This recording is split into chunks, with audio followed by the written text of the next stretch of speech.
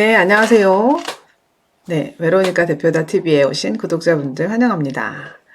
자, 오늘 제가 이제 영상 주제로 준비해 본 주제는요, 우리 채널 이름이 이제 외로움이잖아요. 그래서, 첫 영상인 만큼 채널 이름에도 있는 외로움에 대해서 한번 이야기를 해 보려고 합니다. 대표님들은 얼마나 외로우신가요? 또, 외로우시다면은 그 외로움을 어떻게 해결을 하고 계시나요? 갑자기 그 김조한의 사랑에 빠지고 싶다의 노래가 문득 떠오릅니다. 가사 혹시 아시나요? 너무 외롭다, 눈물이 난다, 내 인생은 이토록 화려한데, 라는 이제 사랑 노래이긴 한데, 대표님들의 삶에도 사실 이제 적용해 볼 수 있는 가사이기도 한 것 같아서 말씀을 드려봤습니다.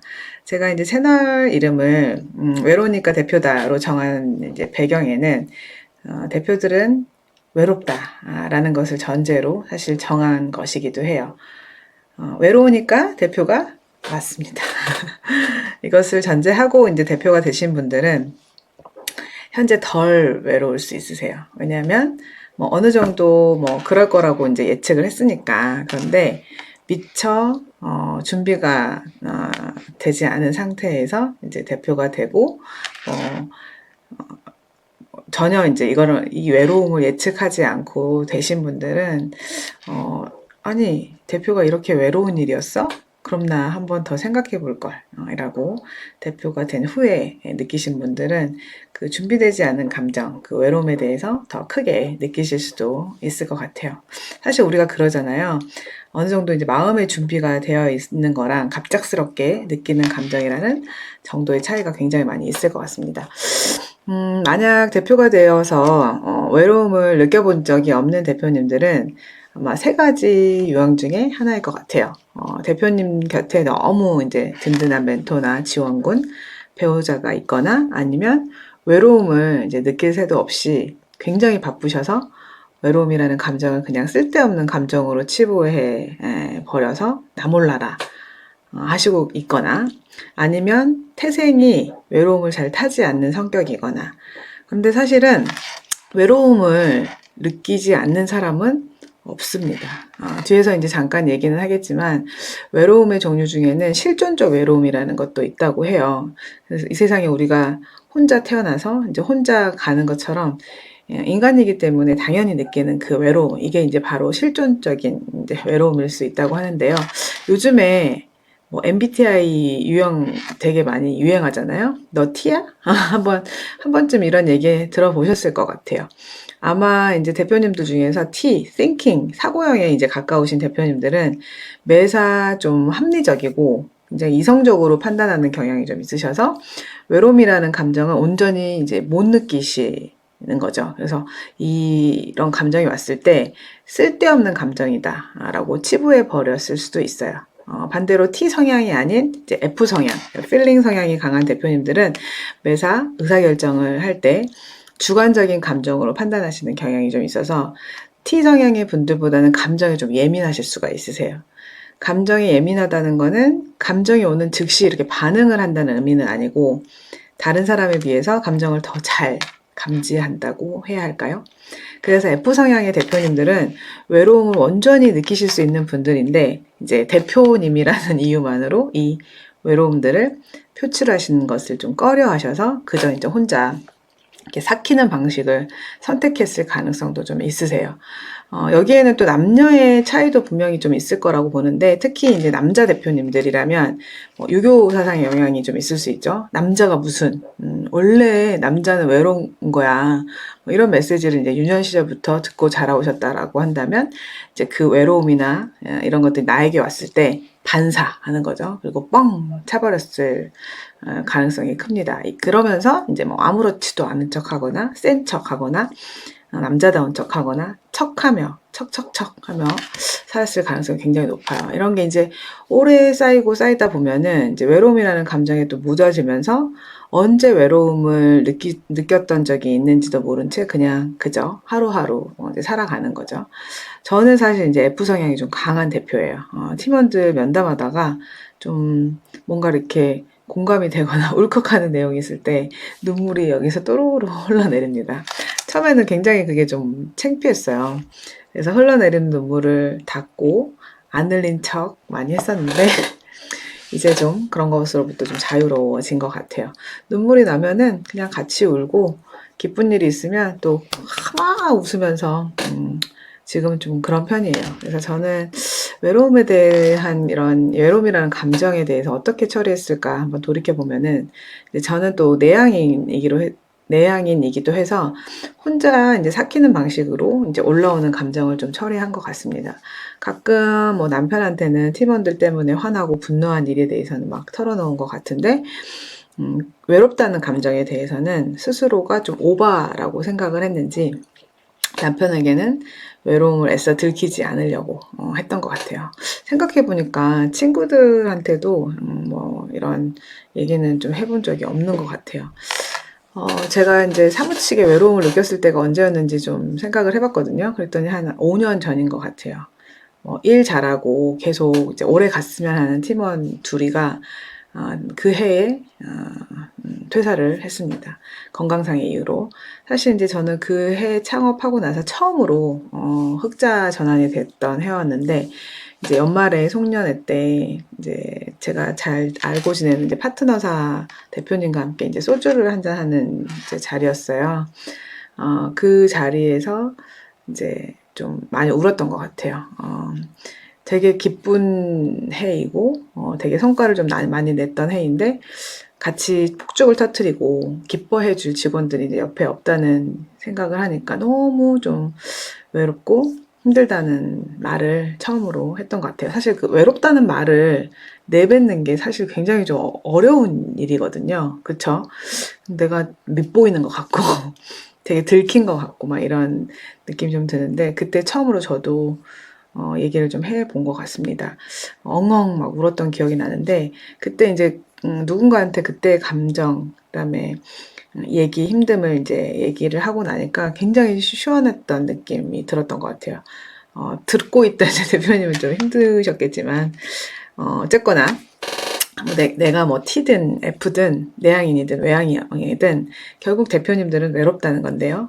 결국 그 외로움은 인간으로서 느낄 수밖에 없는 감정이다라는 것을 내 스스로 이제 인식하고 이제 앞으로 외로움을 어떻게 하면 좀 다루고 다스리고 처리하는지에 대한 요 방법에 대해 더 아는 게 훨씬 더 중요하다고 생각을 해서 그 방법에 대해서 좀 말씀을 드리려고 합니다.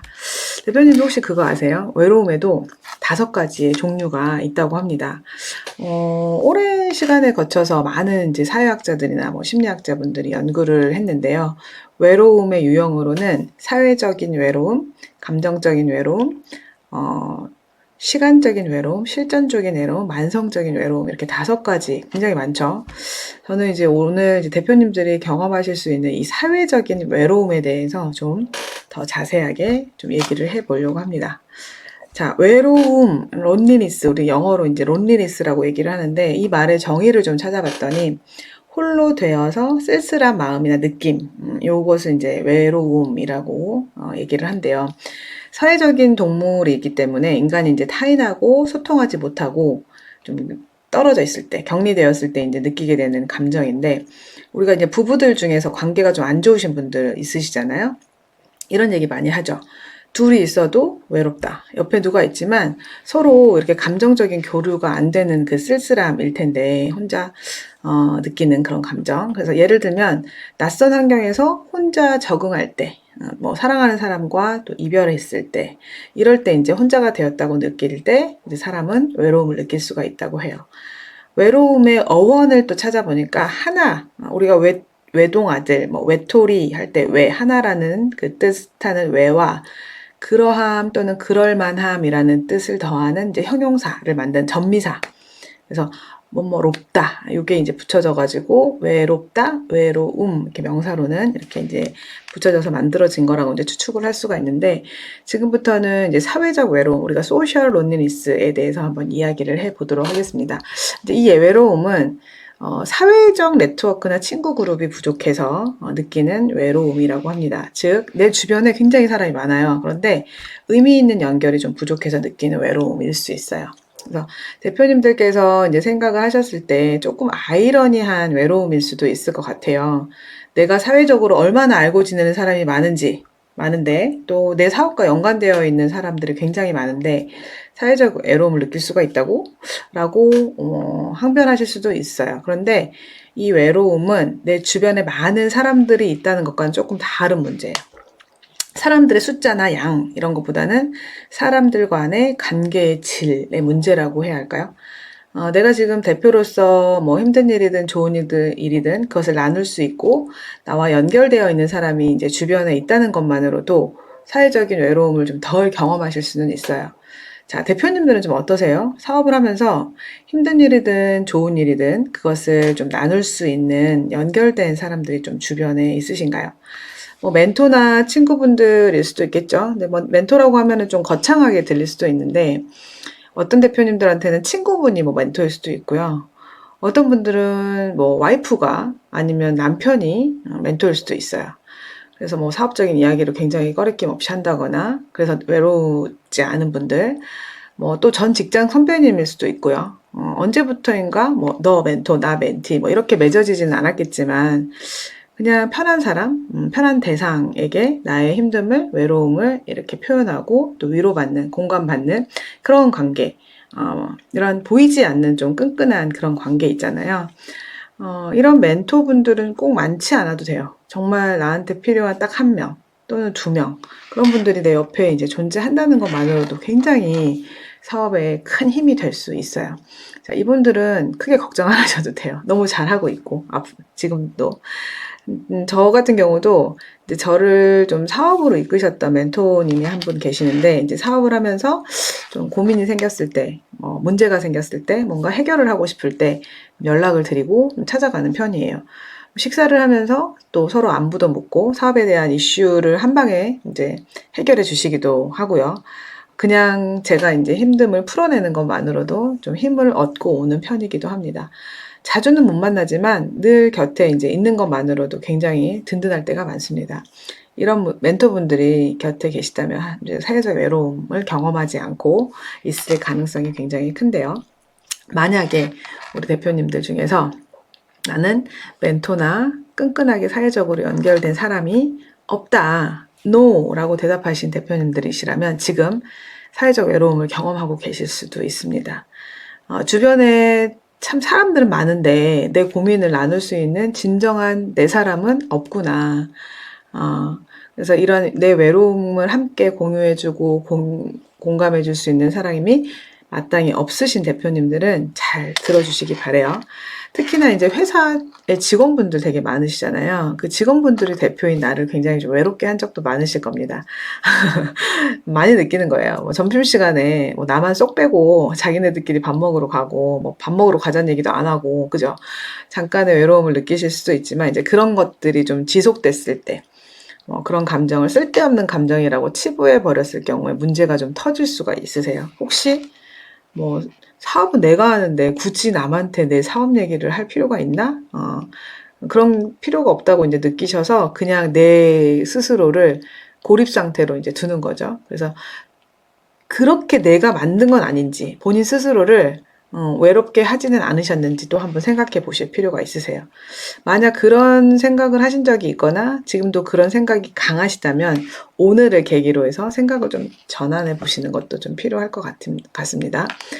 자, 사회적 외로움은요, 같은 상황이나 환경에 놓여 있는 사람들을 통해서 해결할 수도 있지만 꼭 그렇지만은 않은 것 같아요. 지금까지와는 전혀 뭐 다른 모임이나 커뮤니티에서 이제 참여를 하면서 결이 맞는 분들을 좀 만나실 수도 있고 또 그런 분들이 앞뒤 안 따지고 무조건적으로 지지해주고 응원해주실 수도 있으세요. 그거 이제 대표님들이 사람 보는 눈이 있으시다 그러면 실패할 확률은 굉장히 적다고 봅니다. 혹시 약한 연대 위크타이에 대한 거 들어보신 적 있으신가요? 이제 사회학자이신 마크 그라노베터 이분이 이제 말하신 개념인데 나를 잘 알고 자주 만나는 사람보다는 그렇지 않은 사람으로부터 새로운 아이디어나 기회가 많이 생기는 경우가 많다고 합니다.